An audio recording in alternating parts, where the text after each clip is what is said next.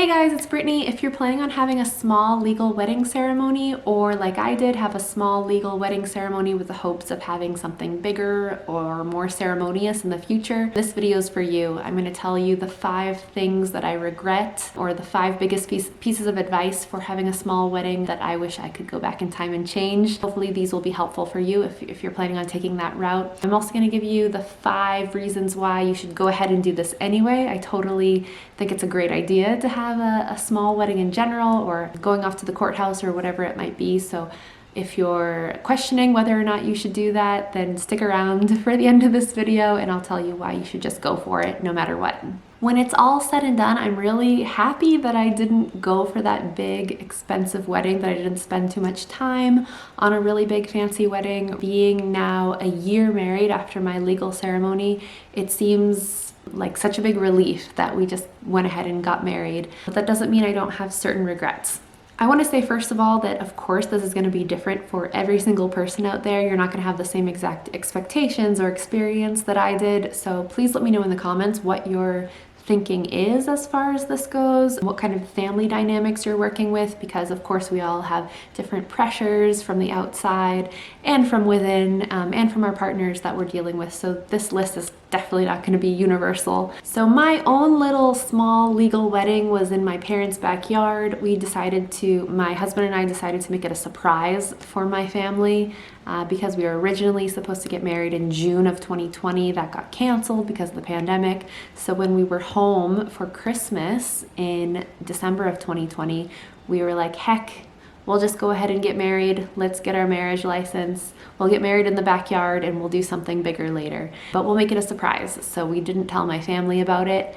We actually told them they were getting a family Christmas photo taken. And when the photographer showed up, the photographer was actually our wedding officiant. And so that was kind of fun to surprise my family with, it was just going to be a small legal wedding ceremony, but to have the element of surprise made it a little bit more fun. And then we told my husband's family what was happening so that they could join us on Zoom. They're in a few different places in the world. So we had my husband's family on Zoom, my family there in real life. But I think because I was trying to make it a surprise, I was so focused on that. I was really nervous that they were gonna find out what we were doing, that I didn't really think about some other things. And I had this attitude of like, it doesn't matter because it's just our legal ceremony. We'll do something bigger later. It doesn't matter.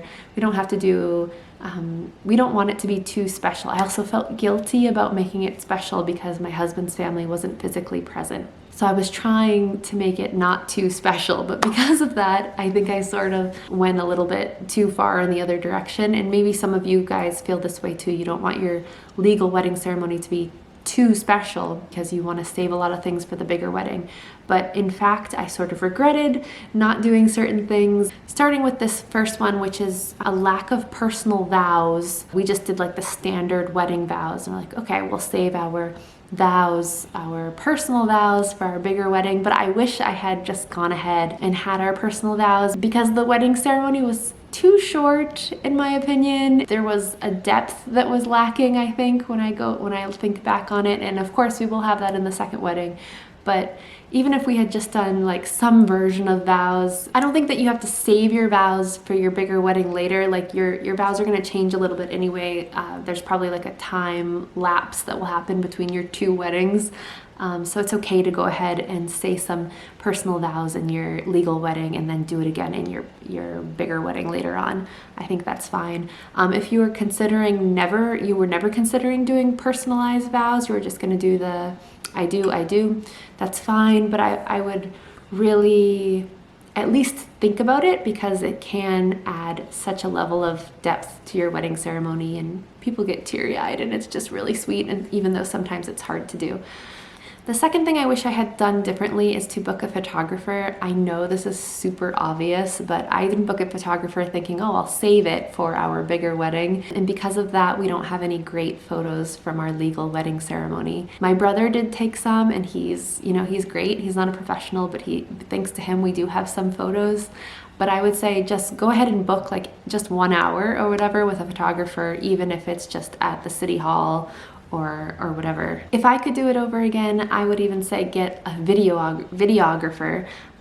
We put our camera on a tripod and we did film the whole thing, but it would be really cool to have a professional video, like getting the Zoom reactions, getting, different angles of people being surprised, and just, we were so rushed. This was a really last minute decision, so I didn't have that all planned out, but it would have been really cool to have that video. And then because only a handful of people could be present because of safety precautions, we would always have this really special, well-edited video that we could have shared, and we don't. So I would say, even though it's a small wedding, go ahead and get one or the other. Get at least a little bit of professional photography or videography, because it is your legal wedding. You are getting married at that moment, so there is something special about it, even though I really did try to downplay it a lot. Number 3 is you'll feel like you don't need to dress up as much, or you'll feel like you have to downplay what you're going to wear. I thought it doesn't really matter what we wear because we're gonna have a bigger ceremony later.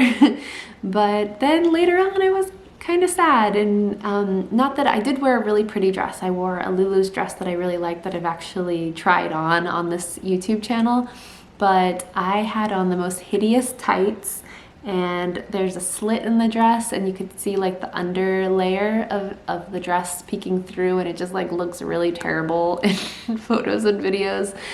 And that's kind of me anyways. I just wear whatever. I wear kind of ridiculous things sometimes. But I wish I had thought it through. I wish I'd done my hair and makeup better.